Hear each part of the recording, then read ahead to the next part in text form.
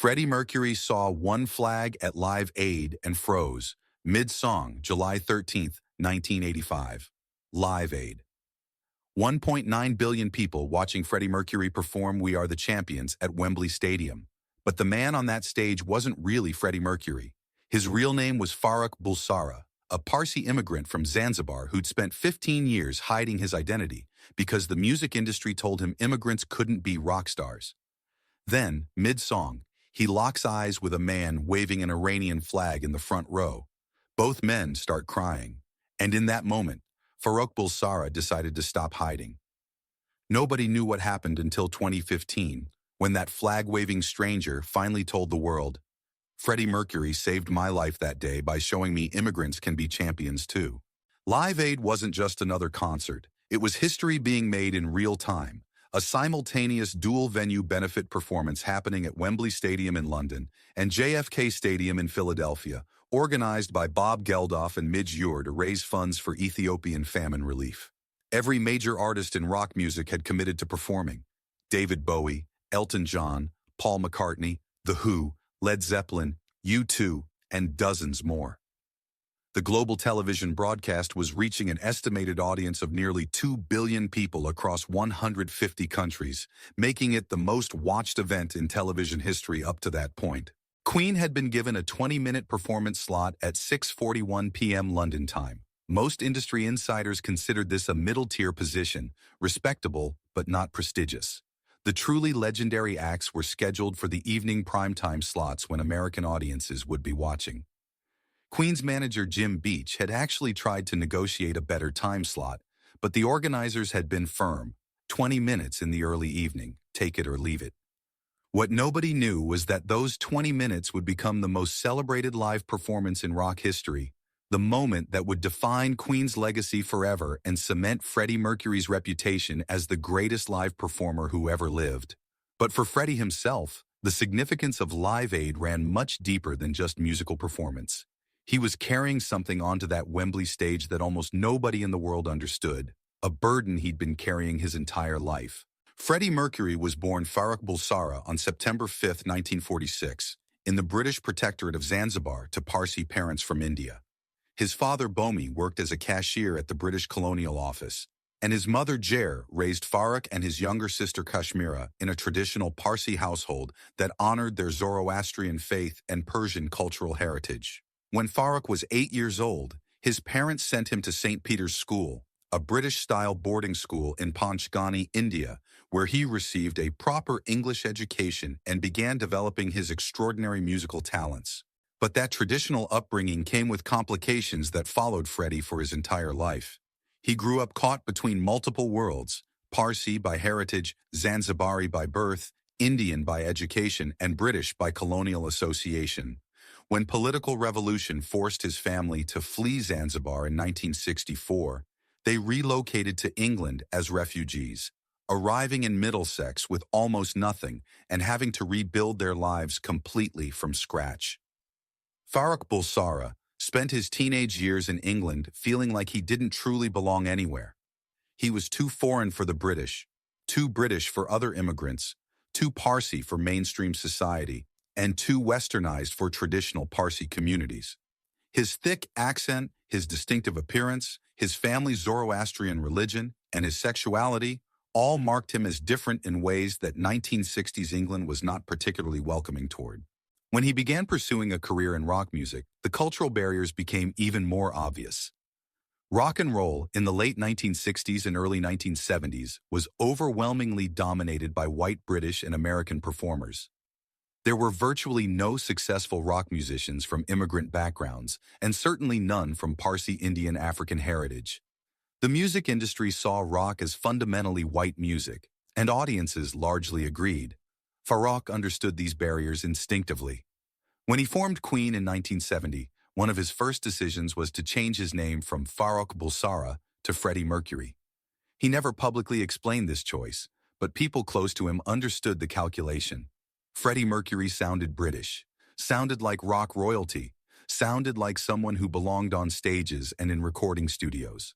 Farrokh Bulsara sounded foreign, sounded different, sounded like someone the music industry might not take seriously.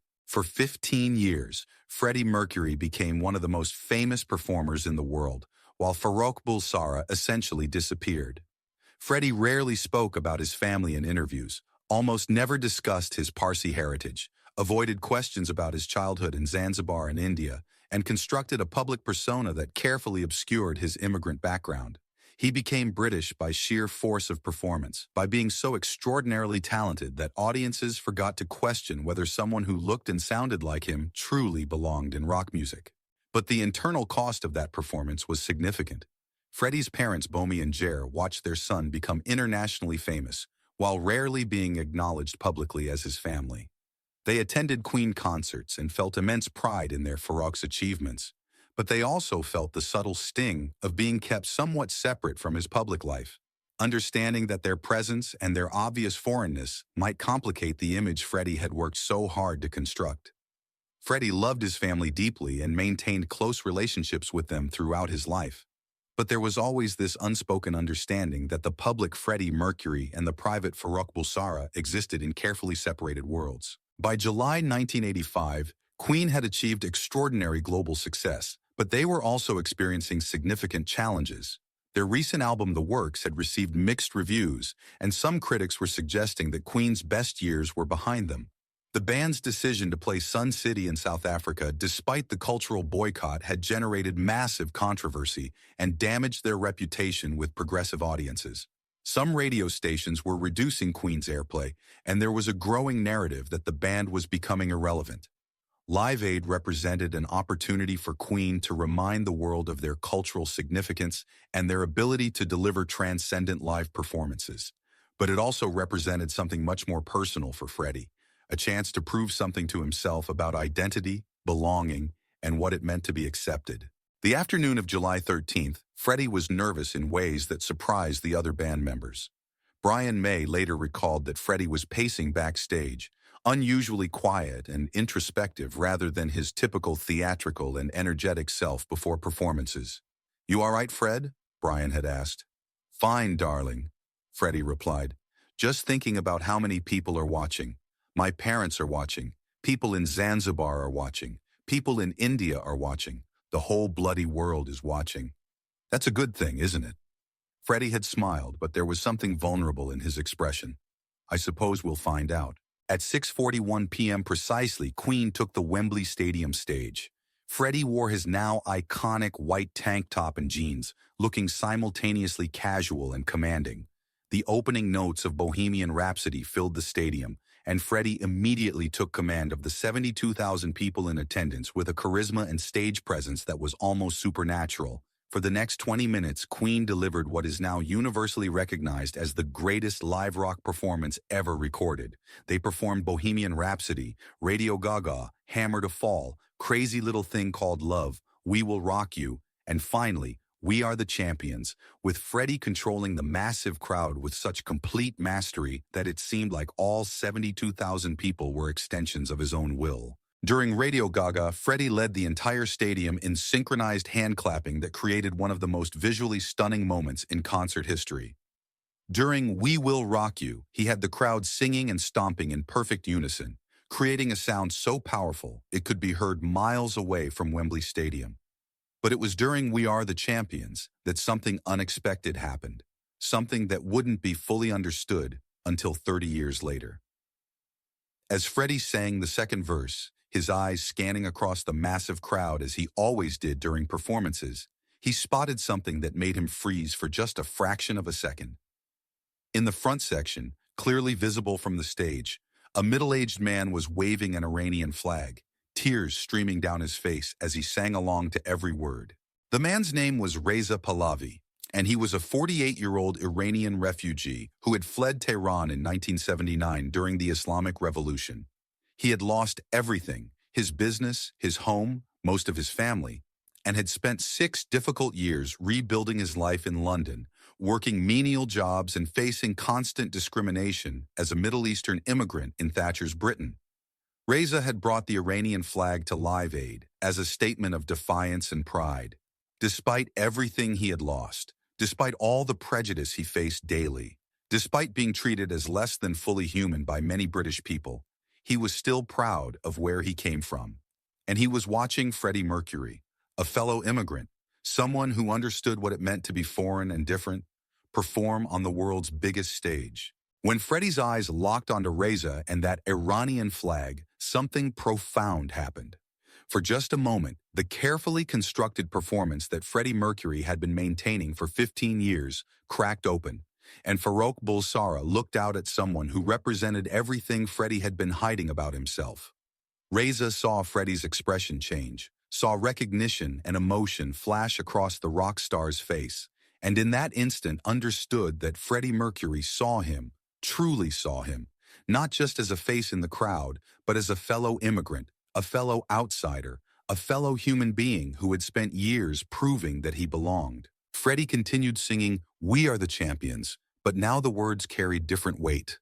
"I've paid my dues, time after time. I've done my sentence, but committed no crime." He wasn't just singing about Queen's musical journey anymore. He was singing about every immigrant who had ever been made to feel like they didn't belong. Every person who had been forced to prove their worth simply because of where they came from. As the song built toward its triumphant conclusion, Freddie's voice soared with an emotional power that transcended the lyrics themselves.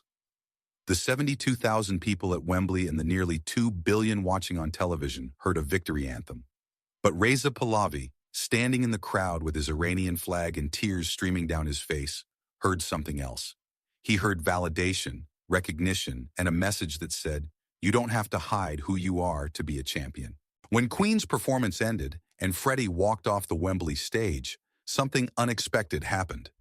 Mary Austin, who had been watching from the wings, immediately noticed that Freddie was crying. Not the emotional tears that sometimes came after a powerful performance, but deep, shaking sobs that suggested something fundamental had shifted inside him. "Freddie, what's wrong?" Mary asked, genuinely concerned. "The performance was brilliant. You were absolutely magnificent." Freddie tried to speak, but couldn't immediately find words. He stood there backstage at the world's biggest concert, having just delivered the performance of his lifetime to nearly 2 billion people, crying like his heart was breaking and healing simultaneously. "I just realized something," he finally managed to say, his voice thick with emotion. "I don't have to hide anymore. All these years I've been trying to be British enough, trying to make people forget that I'm Farrokh from Zanzibar. But today, I proved that I can be both. I can be Freddie Mercury and Farrokh Bulsara. I don't have to choose." Mary didn't fully understand what Freddie meant in that moment, but she held him while he cried, recognizing that something profoundly important had just happened to him. That evening, after the concert ended and Freddie returned to his hotel, he did something he had rarely done during his career. He called his parents in London and had a conversation with them that lasted over an hour, speaking in a mixture of English and Gujarati, crying and laughing and telling them how much he loved them and how grateful he was for everything they had given him. His mother, Jer, later told Freddie's sister, Kashmira, that Farrokh had said something during that call that she would treasure for the rest of her life. "Thank you for making me Farrokh first, before I became Freddie. Everything I am comes from you, from our family, from our heritage. I'm sorry I didn't say that publicly before. I was afraid, but I'm not afraid anymore."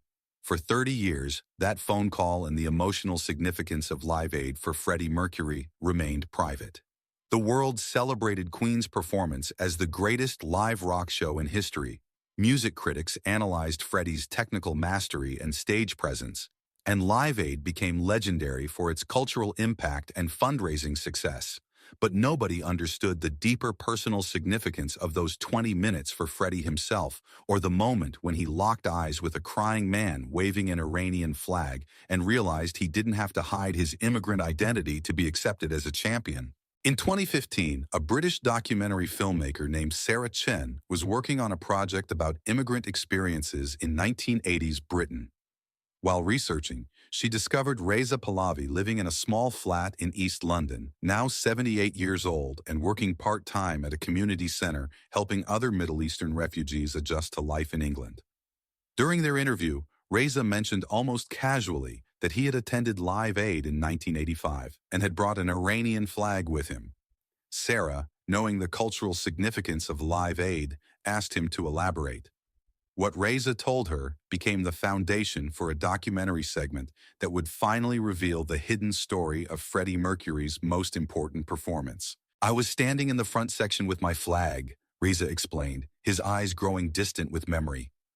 When Freddie Mercury started singing, "We Are the Champions," I was singing along and crying.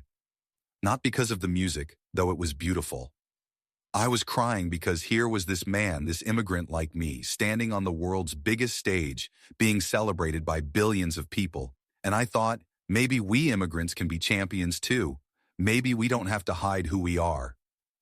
Then Freddie looked directly at me. Our eyes met. And in that instant, I saw recognition in his face.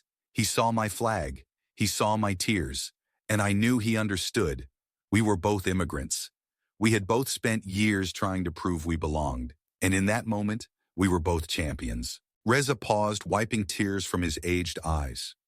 For 30 years, I've kept that moment private. It felt too personal to share. But I'm old now, and I want people to know. Freddie Mercury didn't just give the world a great performance that day. He gave millions of immigrants around the world permission to be proud of where we come from.